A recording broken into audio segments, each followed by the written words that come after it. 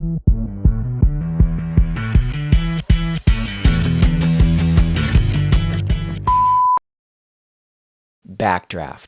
It's one of the most well-known terms by the general public when it comes to firefighting, and yet almost no one understands how it actually works. A backdraft is an extreme fire behavior event that can seriously injure or even kill firefighters with almost no warning. I'll explain to you exactly what a backdraft is, as well as what I do as a firefighter to identify this potentially deadly situation. If you're excited to watch the rest of this video, give the video a like. It tells me that I'm on track with my content. A backdraft can appear very much like an explosion, although what is actually happening is simply very fast fire growth. For a fire to burn, 3 critical components are necessary. You need fuel, you need heat, and you need oxygen. As firefighters, we call this the fire triangle. Go watch my video, Why Firefighters Intentionally Break Windows, where I explain fire behavior in more detail. If you have a fire in an enclosed space, for example, let's say an apartment building, or an apartment unit, I should say, that fire will follow a fairly standard growth curve. If there are no firefighters to intervene and apply water, that growth curve sees the fire growing in size until it runs out of oxygen. Oxygen is essential for the combustion process, and as the oxygen content in an enclosed space is reduced, that fire will start to get smaller. Less flame, however, it does not mean that that enclosed space is still not very hot. So hot that simply the addition of additional oxygen can change that fire from a dying flame into a raging inferno. And it takes a long time for that heat to dissipate enough to where it cannot reignite on its own with the simple addition of extra oxygen. So what exactly is a backdraft? A backdraft is the sudden and extreme growth in a fire that occurs when oxygen is added to a very hot, enclosed space that is starved for oxygen. And the starved for oxygen piece is the critical piece. We call these types of fires ventilation limited fires, meaning that the limiting factor on the size of that fire is not the amount of fuel in that space. There can be ample fuel, unburned fuel still in that space, but it's rather the availability of oxygen to fuel that growth. So if oxygen is added to a space that is on fire, let's say by opening a door or a window, and if the limiting factor in the fire growth is oxygen, then you have ideal conditions for a backdraft. So a backdraft results in a jet of fire shooting back towards where the oxygen entered that space. So let's say the oxygen comes in through an open door. The firefighters are making entry through that front door. If they open that door, that's where the oxygen's coming in, and that's where that explosive fire growth is going to come back towards that open door. And this is what can kill a firefighter. So we wear protective equipment, but it does not make us invincible.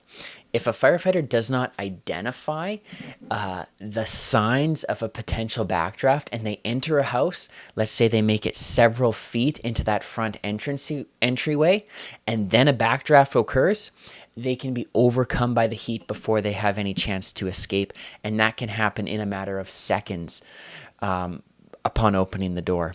So the explosive nature of a backdraft can also knock loose a firefighter's face piece, causing them to breathe in toxic fumes or superheated gases, and those gases will scorch the airway even in a single breath.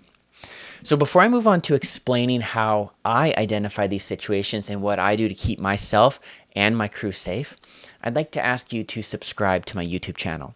We're just starting out, and even a single subscriber makes a huge difference for the YouTube algorithms so that more people will see our content. Consider giving me a hand by hitting that subscribe and watching every video that we produce. I do appreciate it. So what do I look for to identify a potential backdraft? The first thing I do is I identify if we are dealing with a ventilation limited fire. If I look into a burning building and if I can see clear air within a structure, that means that there is still available oxygen for the fire and it isn't ventilation limited.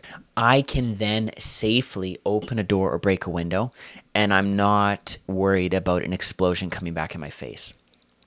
However, if I crack that front door and there's smoke right down to the floor, well, then there's a good chance that all that fire needs to grow and have that next explosive leg up is the addition of oxygen. So just because there is smoke to the floor does not mean that there is enough heat in the space to auto-ignite with the introduction of more oxygen. So I'm also employing the art and the science of reading smoke. As a firefighter, I've actually taken a whole course on just learning to read smoke.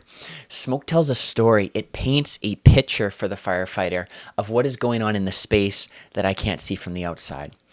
So if I feel the outside of the door, let's say I'm using the back of my hand, and it's hot, that's telling me that it is very hot. There is high heat on the inside, and that's a warning sign. If I crack that door open and the smoke boils out, it's turbulent over the top of my head, that tells me that we have a very hot fire, even though it is starved for oxygen. If there's a small open window, let's say from a bathroom, one of those small frosted windows that you'll often see higher up in a bathroom, and smoke is pouring out from it, and then I see licks of flame igniting in that smoke once it's on the outside of the structure.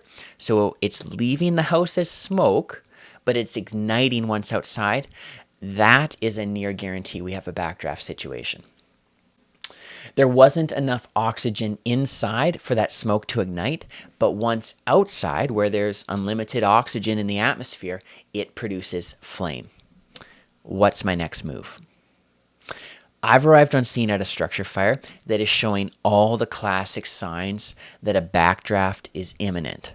What I am not going to do is I am not going to throw open that front door and crawl inside. That could be a death trap. First, I'm going to do my best to identify where the hottest part of that fire is. That could be from where the turbulent and largest volume of smoke is pushing out of a closed window, for example. If I can identify where the fire is, then I'm going to pull a hose line, I'm going to break that window, and I'm going to apply water immediately from the outside. If I'm applying water from the outside, that is the safer location for me to cool that fire. Breaking that window, it will add oxygen, but if I can cool that space directly to the hottest area with a hose stream before it has a chance to ignite, then I can avoid a backdraft. I will keep applying water until I'm confident that I've reduced the temperature of that space below its auto ignition temperature, and then I'm going to send firefighters in to extinguish the rest of that fire. If I'm going to add oxygen to that fire, if I'm going to add one leg of that fire triangle, then I had better be removing another leg at the same time. So I'm going to be adding oxygen. I'm going to be taking away heat by applying water, and I'm going to be taking that at the same time as I'm applying or as I'm adding that oxygen. If I cannot identify where the hottest part of the fire is, then we have two options. We can take our best guess. We can break a window and cool what we can before moving on to the next space. But this may result in increased property damage, and it's not an ideal tactic. At that point, we're just, spraying and praying, as the phrase goes. Or we can decide to put firefighters in the structure, but they quickly close that door behind them so that no significant amount of oxygen can enter. You're never going to eliminate it completely, but as long as we don't introduce enough oxygen to cause that rapid fire growth, we can actually do this safely. The interior firefighters in this situation, they then use hose streams to cool the area in front of them as they search for the fire. So they're going to be doing a search for the fire. They're going to be feeling where the heat's coming from. They're also going to be using their thermal imaging camera, which will show them heat signatures. As long as no oxygen is introduced, these firefighters, they will be relatively safe. But as I'm sure you can see, it is a very high risk tactic. If anything goes wrong, if a window breaks accidentally, if a door is opened by accident, not in coordination with the incident commander's plan, those firefighters are in a very dangerous spot. So just because it's dangerous, however, it doesn't mean that we won't do this. We just have to understand what the stakes are. The goal is for the firefighters to effectively cool the area, locate and extinguish the fire, all before the oxygen is introduced through ventilation. This entire tactic is called door control.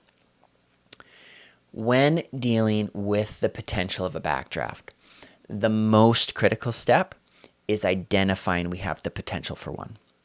If there's clear air inside, there's enough oxygen, no backdraft. If there's smoke to the floor but no heat, the area is below its auto-ignition temperature, no backdraft. Smoke to the floor and high heat with exterior smoke igniting into flames, that is the prime situation for a backdraft.